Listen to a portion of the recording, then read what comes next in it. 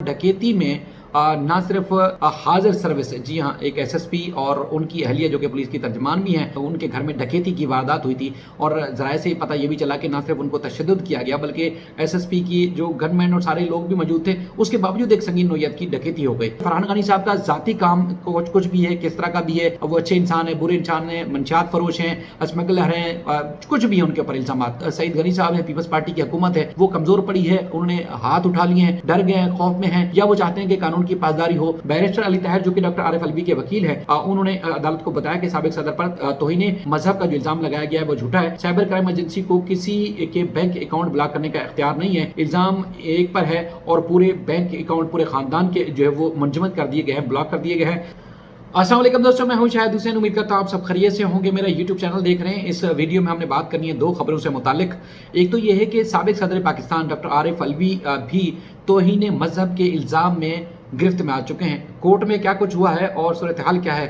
मुकम्मल जो आज अदालत में हुआ वो आपके सामने रखूंगा तफसीलात। और इसके साथ साथ एक और भी डिटेल आपके सामने रखेंगे, वो ये है कि डिफेंस के कराची के DHA के जो कोई पोश इलाका है वहाँ पर डकैती हुई थी। और डकैती में ना सिर्फ हाजिर सर्विस, जी हाँ, एक एसएसपी और उनकी अहलिया जो कि पुलिस की तर्जमान भी हैं, उनके खिलाफ जो है उनके घर में डकैती की वारदात हुई थी। और ज़राए से पता ये भी चला कि ना सिर्फ उनको तशद्दुद किया गया बल्कि एसएसपी की जो गनमैन और सारे लोग भी मौजूद थे, उसके बावजूद एक संगीन नौयत की डकैती हो गई। डकैत किस पे आए थे, कैसे आए थे और कहाँ से गए, उसकी सीसीटीवी फुटेज सामने आई है, वो आपके सामने रखूंगा। लेकिन सामने एक और चीज़ आपके सामने पेश करनी है, वो ये है कि सूबाई वजीर सईद गनी साहब के भाई फरहान गनी साहब की गिरफ्तारी से मुतालिक। और हमने दो वीडियोस आपके सामने रखी और आपने देखा, सराहा और अपना फीडबैक का इजहार किया। लोगों ने जिनको ज़ाती तौर पर फरहान गनी साहब को जानते हैं, चाहे किसी भी पॉइंट ऑफ व्यू से आप उनके हक में हैं या आप उनके खिलाफ हैं, आपने दोनों ने अपनी अपनी राय का इजहार किया। मैं दोनों का शुक्रिया अदा करता हूँ, क्योंकि आपने डायरेक्ट उनकी हिमायत में या उनकी मुखालफत में मुझे ही टारगेट किया। तो मुझे इस मामले में कोई फ़र्क नहीं पड़ता, क्योंकि मसला इस तरह का है कि हम माजी में जो आज आपके सदर पाकिस्तान है, हमारे हम सब के सदर पाकिस्तान है, आज जो इस वक्त आपके सूबाई गवर्नमेंट में बैठे मिनिस्टर्स हैं या बड़े बड़े ओहदों पर रहने वाले लोग हैं, उनके तकरीबन एक एक केस जो कि आप टीवी पे देखते थे, अखबारों में पढ़ते थे, सोशल मीडिया पे देखते थे, वो खबरें ही हम अपने हाथों से जनरेट करके हम टीवी पे, अखबारों में और सोशल मीडिया पे हर प्लेटफॉर्म पर अपने हाथों से ला चुके हैं। यानी कि जो खबर आप तक पहुँचती थी वो हमारे इन हाथों से होके और इसी अकल से, दिमाग से आप तक पहुँचती थी, और हम ये सब कुछ कर चुके हैं। तो ये फरहान गनी साहब का जो केस है कोई नया नहीं है। पाकिस्तान की फौज क्या करती है, पाकिस्तान की फौज कौन कौन से इदारे चला रही है, वो आपसे भी ढके छुपे नहीं है, मुझसे भी नहीं है, और वो भी छुप छुपा के भी काम नहीं कर रहे, वो भी पब्लिकली काम कर रहे हैं और उनके हिसाब से वो कौमी मफाद में काम कर रहे हैं, या उनको जो कानून इजाज़त देता है वो उस हिसाब से कर रहे हैं। उसमें मैं नहीं हूँ ऐसा कोई मैं उनके ऊपर बैठ के ब्लेम करूँ या उनको मैं टारगेट करूँ, या फिर मैं उनको जो है वो इस तरह की ट्विस्टिंग करूँ जिसमें हमारी कौम या लोग जो है हमारी अफवाज पाकिस्तान के खिलाफ या ऐसे इदारों के खिलाफ भी जो है वो बदजन हूँ, गुमराह हूँ और नेगेटिविटी फैलाऊँ। तो ये भी मैं कोशिश करता हूँ कि ना करूँ। अल्फाज का चुनाव भी ऐसा रखें कि पब्लिक के अंदर बदगुमानी ना पैदा हो, इदारों की तज़दीक ना हो, और साथ ही साथ जिसके बारे में हम वीडियोस बना रहे हैं वो भी जो है कि इस तरह की चीज़ों में ना आए जो कि माजी में लोगों के बारे में हम खुद रिपोर्ट कर चुके हैं, करते रहें, और आज वो बाइज्जत बरी होके कोई सदर पाकिस्तान के ओहदे पर तो कोई किस ओहदे पर बैठे हुए हैं, और आज हम वहीं पर हैं। और इसी तरह की खबरें हमें मिलती थी जो हम करीब से जाके अदालतों में जो कुछ आता था किसी भी इन्वेस्टिगेशन एजेंसीज के हाथ से या फिर कोर्ट रूम में हम सुनते थे, ओपन कोर्ट में, और वो आप तक पहुंचाते थे। आज वो तो बाइज्जत बरी होके ओहदों पर बैठे हुए और हम वहीं बैठे हुए हैं जहाँ पहले थे। तो मसला ये है कि फरहान गनी साहब का ज़ाती काम कुछ भी है, किस तरह का भी है, वो अच्छे इंसान है, बुरे इंसान है, मंशियात फरोश हैं, स्मगलर हैं, कुछ भी है उनके ऊपर इल्ज़ामात, या वो शरीफ आदमी है, या उसके बाद फिर पाकिस्तान के कौमी इदारे अफवाज पाकिस्तान ऑप्टिकल फाइबर पे काम करके इंटरनेट सप्लाई का भी काम करता है, वो अच्छा कर रहा है, बुरा कर रहा है, उसमें मैं नहीं हूँ कोई फैसला जारी करने वाला। चूँकि हमने जो पुलिस रिकॉर्ड, जो गवाहों और दीगर जो मुद्दई मुकदमा के बयान से लेके कोर्ट रूम की जो कार्रवाई थी और अदालत में जो कुछ हुआ वो हमने आपके सामने रखा। उसमें आपको अच्छा लगे बुरा लगे, मैं ना फरहान गनी साहब के ऊपर कोई फतवा जारी कर सकता हूँ, ना ही मैं अफवाज पाकिस्तान या वो मुद्दई मुकदमा जिनको तशद्दुद किया गया, सरेआम बदतरीन तशद्दुद का निशाना बनाया गया, वो मैं उनके ऊपर कोई फतवा जारी कर सकता हूँ। उनके साथ अगर कोई गलत काम हुआ है, पुलिस कानून के हवाले से कानून के मुताबिक कार्रवाई कर रही है, और उसके बाद सईद गनी साहब है, पीपल्स पार्टी की हुकूमत है, वो कमज़ोर पड़ी है, उन्होंने हाथ उठा लिए हैं, डर गए हैं, खौफ में हैं, या वो चाहते हैं कि कानून की पासदारी हो, उसमें मैं नहीं हूँ कि मैं उनकी साख के ऊपर भी कोई पर्दा उठाऊँ। तो लिहाजा آپ کو اچھا لگے یا برا لگے، جو عدالتی کارروائی ہوتی ہے اوپن کورٹ میں ہم وہ رپورٹ کرتے ہیں اور وہی چیز رپورٹ کرتے رہیں گے، لیکن اپنی طرف سے ہم بہت ساری چیزیں پہلے چلا چکے ہیں، اس طرح کی چیزیں جو سنی سنائی باتیں ادھر ادھر سے کر کے اس کے بعد آج ہمارے منہ میں کچھ بھی نہیں ہے اور وہ لوگ عہدوں پہ بیٹھے ہوئے ہیں، اور جو ملک کا حال ہے وہ آپ سب کے سامنے ہے۔ کچھ جو لوگ پہلے ان سب کو کہتے تھے کہ یہ کرپٹ بھی ہے، مافیاز بھی ہے، سب کچھ ہے، اب وہ دودھ کے دلہے ہو کے عہدوں پر بیٹھے ہوئے ہیں اور پھر دوسرے لوگ برے ہو گئے۔ تو اب اس طرح کی کوشش کریں کہ ہم پارٹ اینڈ پارسل چیزوں کا نہ بنیں، جس سے جو ہے وہ ہمیں اپنی عزت، اپنا آبرو اور اپنا سب کچھ جو ہے اس طرح کے معاملات میں دو پہ لگانا پڑے۔ تو اس لیے ہم کوشش کرتے ہیں کہ الفاظ کا چناؤ بہتر کریں۔ فرحان غنی صاحب اگر کرمنل ہیں ان کو قانون کے مطابق سزا ہوگی، اگر انہوں نے وہ کیبل نیٹ ورکنگ کے کام میں خود بھی ملوث ہے، منشیات کی فروشی میں ملوث ہیں یا کسی بھی جرم میں، تو قانون موجود ہے، ادارے موجود ہیں، وہ کارروائی کریں گے، جو کچھ عدالتوں میں ہوگا، لیکن ہم کریں گے وہ رپورٹ۔ لیکن اگر کوئی چاہتا ہے کہ ہم ان کو جو ہے وہ ان کے بارے میں وہ چیزیں بھی پبلک کریں جن کے بارے میں ہمیں خود ذاتی طور پر علم نہیں ہے، تو ہم کیسے کسی کی باتوں میں آ کے کچھ چیزیں رپورٹ کریں، تو ہم کوشش کرتے ہیں کہ نہ کریں۔ اچھا، معاملہ آگے بڑھتا ہے۔ ایک کیس ہم نے دیکھا آج خود، وہ بڑا ایک معاملہ عجیب و غریب تھا، ڈکیتی کی صورتحال کے اوپر تو میں جاتا ہوں۔ وہ یہ تھا کہ سابق صدر پاکستان ڈاکٹر عارف الوی سے متعلق تھا، ان کے خلاف نیشنل سائبر کرائم ایجنسی نے تحقیقات کا آغاز کیا ہے، اور یہ تحقیقات کا آغاز جو کہ ہمیں بتایا گیا ہے کہ جون میں اسٹارٹ کیا گیا ہے، جون میں جی۔ اور جیسے وہ عہدے پہ ہٹے تھے تو ان کے خلاف جو ہے مختلف اداروں نے تحقیقات کا آغاز کر دیا تھا، اور اس کے بعد پھر یہ نئی ایجنسی بنی ہے، اور نئی ایجنسی کے بننے کے بعد ان کے خلاف جو ہے تحقیقات شروع کی گئی، اور ان کے اوپر الزام ہے کہ انہوں نے توہین مذہب کیا، اور 12 جون کو ان کو طلب کیا تھا نیشنل سائبر کرائم ایجنسی نے، اور تحقیقات کے لیے کہ وہ آ کر پیش ہوں، اپنا بیان ریکارڈ کرائیں، اور جو ان کے وکیل ہیں بیرسٹر علی طاہر صاحب نے بتایا کہ جو نوٹس اس آفس سے جاری کیا گیا جس نے 12 تاریخ کو بلایا تھا ڈاکٹر عارف الوی صاحب کو،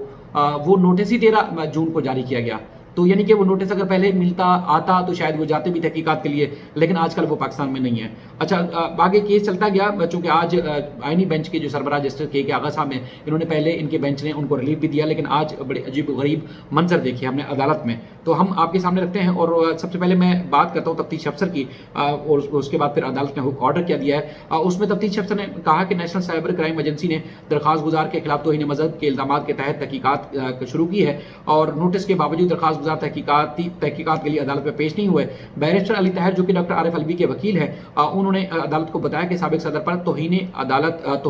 مذہب کا جو الزام لگایا گیا ہے وہ جھوٹا ہے۔ سائبر کرائم ایجنسی کو کسی کے بینک اکاؤنٹ بلاک کرنے کا اختیار نہیں ہے، الزام ایک پر ہے، اور پورے بینک اکاؤنٹ پورے خاندان کے جو ہے وہ منجمد کر دیے گئے ہیں، بلاک کر دیے گئے ہیں۔ اور اسسٹنٹ اٹارنی جنرل نے کہا کہ سوشل میڈیا کا زمانہ ہے، اور سوشل میڈیا پر کے جو مختلف جو پلیٹ فارم ہیں وہ ان کی مونیٹائزیشن ہوئی ہے، یعنی کہ لوگ اس سے انکم جنریٹ کرتے ہیں، اور کچھ لوگ وائرل ہونے کے لیے اور کچھ لوگ مزید ان کے مقاصد ہوتے ہیں تو اس طرح کی وہ پوسٹنگ کرتے رہتے ہیں۔ اور بیرسٹر علی طاہر نے کہا کہ سابق صدر عارف الوی نے کوئی توہین مذہب نہیں کی، سابق صدر کی بہو اور خاندان کے دیگر افراد کے بینک اکاؤنٹ بھی بلاک کر دیے گئے ہیں۔ اس میں جیسے کہ آغا صاحب نے کہا کہ چونکہ بے نامی اکاؤنٹس کا معاملہ بھی ہے، اور اس کے بعد اگر کوئی جرم نہیں کیا تو انکوائری سے کیوں بھاگ رہے ہیں، بار بار اس طرح کی وہ الفاظ استعمال کرتے رہے۔ اور بیرسٹر علی طاہر نے کہا کہ درخواست گزار انکوائری سے بھاگ نہیں رہی، بلکہ اس وقت وہ ملک میں نہیں ہے، یعنی کہ عارف الوی صاحب، اور ہم چاہتے ہیں کہ انکوائری میں جو ہے وہ عدالت نے کہا کہ اس کی پروگریس ہو، گرفتاری کا خطرہ ہے تو الگ سے جو ہے حفاظت ضمانت کے لیے درخواست دائر کریں، دوسری درخواست کریں تو ہم اس پہ فیصلہ جاری کریں گے۔ اور اس دوران جو ہے کافی جج صاحب کا جو مزاج تھا، جو موڈ تھا، کافی تلخ تھا، غصے میں تھا۔ عدالت نے جو بینک اکاؤنٹ تھے اس میں بینک اکاؤنٹس کے سلسلے میں عدالت نے سابق صدر عارف الوی صاحب اور ان کی فیملی کے جو لوگ ہیں جن کو نیشنل سائبر کرائم ایجنسی نے طلب کیا ہے، ان کو پیش ہونے کے لیے ہدایت کی ہے کہ وہ نیشنل سائبر کرائم ایجنسی کے سامنے پیش ہوں۔ اور عدالت نے کہا کہ ڈاکٹر عارف الوی صاحبزادے اور دیگر جو اگر اس میں نامزد ہیں تو ان کو حراست میں نہ لیا جائے، اور عدالت نے 21 اکتوبر تک نیشنل سائبر کرائم ایجنسی سے جو ہے وہ رپورٹ طلب کی ہے۔ اس میں جو تفتیشی افسر ہیں ان کا یہ کہنا تھا کہ مقدمہ تو ان کے خلاف درج نہیں ہوا، تحقیقات جو ہے مختلف ویڈیوز ہمیں ان کی موصول ہوئی تھی مختلف سوشل میڈیا کے پلیٹ فارم سے، تو اس لیے ہم نے تحقیقات کا آغاز کیا ہے۔ اچھا، اس دوران چونکہ کوئی بھی ادارہ نیا ہوتا ہے یا پرانے ادارے ہیں، ان کے رولز بنائے جاتے ہیں، ان کا طریقہ کار بنایا جاتا ہے کہ یہ ادارہ اس کا کام کرنے کا طریقہ کار کیا ہوگا، یعنی کہ انویسٹیگیشن کیسی ہوگی، گرفتاریاں کس طرح ہوں گی، اور اس کے بعد پھر کس طرح سے اس کی پراسیکیوشن ہوگی، اور سزا جزا کا جو عمل ہوگا وہ کیسے ہوگا، ادارہ یہ ورک کیسے کرے گا، کام کیسے کرے گا، وہ رولز بنائے جاتے ہیں، اور رولز کے تحت ہی اس یعنی کہ ادارے کا ایک اپنا قانون ہوتا ہے، اس کے اندر رہ کے وہ کام کرتا ہے۔ اب تک اطلاعات کے مطابق رولز اس کے پبلک ہوئے نہیں ہیں، لیکن کچھ سورسز بتاتے ہیں کہ رولز چونکہ سامنے آئے نہیں، اب تک بنے نہیں ہیں، تو جو نیشنل سائبر کرائم ایجنسی ہے اس کے پاس ان کے پاس اختیار ہی نہیں ہے کہ وہ کسی کی اگر کوئی ان کو مطلوب ہے تحقیقات کے سلسلے میں تو کسی کے بینک اکاؤنٹ جو ہے منجمد کریں، کسی کے پاس اختیار نہیں ہے۔ لیکن اس کے باوجود ڈاکٹر عارف الوی کے اپنے، ان کی بہو، بیٹے اور خاندان کے 12 افراد کے بینک اکاؤنٹ بلاک کیے گئے، اس بات پہ کہ انہوں نے توہین مذہب کی ڈاکٹر عارف الوی نے، توہین مذہب کی ڈاکٹر عارف الوی نے، اور بینک اکاؤنٹ پورے خاندان کے بلاک کر دیے گئے۔ اس بات پر جو ہے وہ طاہر علی صاحب جو بیرسٹر ہیں، ان کے وکیل ہیں ڈاکٹر عارف الوی صاحب کے، ان کے خاندان کے، آئینی بینچ کے سامنے وہ بار بار گڑ گڑاتے رہے اور اپنا پوائنٹ آف ویو رکھنے کی کوشش کرتے رہے، لیکن جو بظاہر نظر آ رہا تھا، کیونکہ جیسے کہ آغا صاحب کی انگلش اتنی ہارڈ ہے اور وہ اردو سمجھتے شاید ہوں لیکن وہ بولتے نہیں ہیں، بول نہیں سکتے، تو ہم جیسے جو پیلے اسکول سے پڑھے لوگ ہیں ان کی کمی سمجھ آتی ہے، اور جتنی سمجھ آئی وہ میں نے رپورٹ کی اور اس سے حد سے زیادہ نہیں بڑھا، لیکن اس سے زیادہ انہوں نے سخت جملے بھی استعمال کیے، جس طرح میں نے آپ کے سامنے رکھی چیز۔ اور ہمارے جیسے پیلے اسکول سے پڑھے ہوئے لوگ جو ہے وکلا حضرات بھی جو ہے ان کے بینچ میں محض اس لیے نہیں پیش ہوتے کہ نہ ان کو صحیح طرح سے انگلش بولنا آتی ہے اور نہ ہی جو ہے اردو عدالت جو سمجھ پاتی ہے، تو وہ لوگ وکلا حضرات جو کہ تمام جو ہے چاہے سپریم کورٹ، ہائی کورٹ یا لوور کورٹس میں پیش ہو کے اپنے قانونی نکات جو ہے وہ رکھتے رہتے ہیں اور پریکٹس کرتے ہیں عرصے سے، لیکن وہ ڈر کے مارے جیسے کہ آغا صاحب کی عدالت میں اس لیے نہیں پیش ہوتے کہ وہاں پر جو ہے ان کو انگلش ٹھیک طرح سے نہ سمجھ آتی ہے، اور اس طرح عدالت کو انگلش میں کنونس ہی نہیں کر پاتے جس کی جو عدالت جو ہے ان سے کنونس ہو سکے۔ تو بہرحال اسی طرح جو ہماری سمجھ آئی، لیکن اس دوران مجھے جو آپ کو ایک اصل چیز بتانی تھی وہ یہ تھی کہ چونکہ بیرسٹر طاہر صاحب جو ہے بڑے معزز وکیل ہیں، ججز اور عدلیہ بھی ہمارے لیے بڑی معزز ہے، لیکن ججز کا یک طرفہ موڈ تھا، یعنی کہ اگر بار بار یہی بات تھی کہ نیشنل سائبر کرائم ایجنسی نے تحقیقات کا آغاز کیا ہے تو پھر درخواست دار بھاگ کیوں رہے؟ انہوں نے کہا جی بھاگ نہیں رہے، نوٹس تاخیر سے ملا، جس ڈیٹ کو بلایا گیا اس کے بعد نوٹس جاری کیا گیا، تو اب وہ پاکستان سے باہر ہیں، واپس آئیں گے تو پیش ہو جائیں گے، لیکن یہاں پوری خاندان کے بینک اکاؤنٹ منجمد کیے گئے، وہ ان کے گھریلو اخراجات ہیں، ان کے بچوں کی تعلیم اور تربیت کا مسئلہ ہے، اب وہ حل نہیں ہو پا رہا، بڑی پریشانی ہو رہی ہے، تو اس پر جج صاحب نے کہا نہیں آپ کو وہ تو کرنا پڑے گا، انویسٹیگیشن تو جوائن کرنی پڑے گی۔ انہوں نے کہا جی کر رہے ہیں، لیکن مسئلہ یہ ہے کہ یہاں پر یہ تو دیکھیں کہ بینک اکاؤنٹس منجمد ہیں، تو آپ یہ دیکھیں کہ اس ایجنسی اس بینچ کے سامنے خاص طور پر جن کے اوپر نیب نے تحقیقات کا آغاز کیا، اور ایسا لگ رہا تھا جب وہ کیسز چلانے کے لیے نیب یا پراسیکیوشن سامنے آ رہی تھی تو اس ملزم کے خلاف جن کے اوپر کرپشن کے الزامات تھے، چاہے وہ بیوروکریسی کی یا کسی چیز کا بھی حصہ تھا، اس کو تو اس بینچ سے فائدہ ملا، لیکن جو تحقیقاتی ادارہ تھا چاہے نیب، پراسیکیوشن یا جو بھی، ان کو اس طرح تنقید اور اس طرح ان کو ان کے ساتھ جو ہے بیہیو کیا گیا یا بیہیو سامنے آیا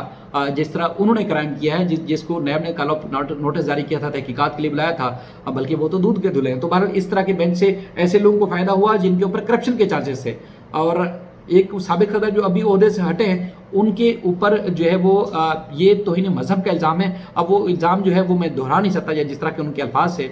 وہ قانون کے مطابق ظاہر ہے سائبر کرائم ایجنسی اور بھی اس طرح کے معاملات کو دیکھ رہی ہے، وہ بہتر فیصلہ کر سکتے ہیں، لیکن ہمارا مدعا یہ ہے کہ کورٹ میں کیا کچھ ہوا وہ آپ کے سامنے رکھیں، اور ان کو جو ہے کس طرح اس بینچ میں بھگتنا پڑا وہ آپ نے دیکھا۔ تو بیرسٹر علی طاہر صاحب آرگومنٹ کر رہے تھے اور یہ ہاتھ تھے ان کے، اور اس طرح بھی یوں بڑے کلوز اس طرح کیے ہوتے ہیں کیونکہ روسٹم بینچ کے بالکل سامنے ہوتا ہے اور پیچھے درجنوں وکلا بیٹھے ہوتے ہیں، کہیں وکلا جو ہے کیونکہ وہ عدالت کو کنونس کر رہے تھے اور ساری باتیں قانون کے مطابق کر رہے تھے، عدالت پھر بھی کنونس نہیں ہو رہی تھی، لیکن وہ ایک ہوتا نا، ایون کہ ان کو یہ بھی کہا گیا کہ آپ نے اس طرح کی جو اگر پولیٹیکل اسپیچ کرنی ہے، تقریر کرنی ہے تو اپنی پارٹی کو جا کے کنونس کریں، یا جن کی جو پٹیشنر ہیں ان کے سامنے جو ہے اس طرح کی جوشیلے انداز میں بات کریں، یہاں پر کورٹ کے سامنے نہ کریں۔ وہ مطلب جج صاحب یا عدالت سمجھ نہیں رہی تھی، تو بہرحال وہ اس طرح ہاتھ جوڑ کر کھڑے رہے، عدالت سے بار بار کہتے رہے کہ جی مہربانی کریں، یہ سارا جو ہے خلاف قانون ہو رہا ہے، اس طرح کا جو ہے وہ کام نہ کیا جائے، لیکن عدالت نے کہا نہیں آپ کو وہاں پیش ہونا پڑے گا۔ اس کے علاوہ ایک چھوٹی سی چیز جو کہ آپ کے سامنے رکھنی ہے وہ یہ ہے کہ کراچی کے جو پولیس ہے یا سندھ پولیس ہے ان کے ایک افسر ہیں، ان کے گھر پہ ڈکیتی کی واردات ہوئی تھی، اور ڈیفنس کا علاقہ ہے، ایس ایس پی توحید رحمان کے گھر پہ بڑی ڈکیتی ہوئی تھی، اور S S P investigation police کی اہم کارروائی سامنے آئی ہے۔ ڈکیتی میں ملوث ایک مرکزی ملزم سمیت 4 ملزمان کو گرفتار کیا گیا ہے۔ دوران واردات ملزم کے زیر استعمال گاڑی بھی برآمد کر لی گئی ہے۔ गिरफ्तार मुलजिम मरकजी बंगले के मरकजी मुलजिम जो बंगले के अंदर दाखिल होने वालों में से एक था। पुलिस का ये भी दावा है 3 मुलजमान गाड़ी किराए पर लेने में मुलविस हैं और इसकी सीसीटीवी फुटेज सामने आई है। फुटेज में मुलजिम को सफ़ेद फॉर्चूनर के साथ बंगले के बाहर देखा जा सकता है। मुलजिम बंगले की दीवार कूद कर अंदर दाखिल हुआ और डकैती में मुलविस दीगर जो मफरूर मुलजमान की गिरफ्तारी के लिए पुलिस की कोशिश जारी है। अब जो सीसीटीवी फुटेज आई है सामने फॉर्चूनर में, जी हाँ, मामूली गाड़ी में भी नहीं, और एसएसपी तौहीद और उनकी अहलिया हैं, वो भी पुलिस की आला अफसर हैं। उनके घर पर जो है डकैती की वारदात हुई और करोड़ों रुपए की, जिसमें डॉलर से नकदी थी, सोना और दीगर जो अहम तरीन चीज़ें थी, वो लेकर डाकू चले गए। यानी कि अब पुलिस अफसरों के घर पे भी डकैतियां पड़ रही हैं और पुलिस ने दावा किया है कि एक मुलजिम को गिरफ्तार कर लिया। मजीद के खिलाफ तहकीकात जारी है। अपना बेहद ख्याल रखिएगा, अपना फीडबैक ज़रूर दीजिएगा। अल्लाह हाफ़िज़।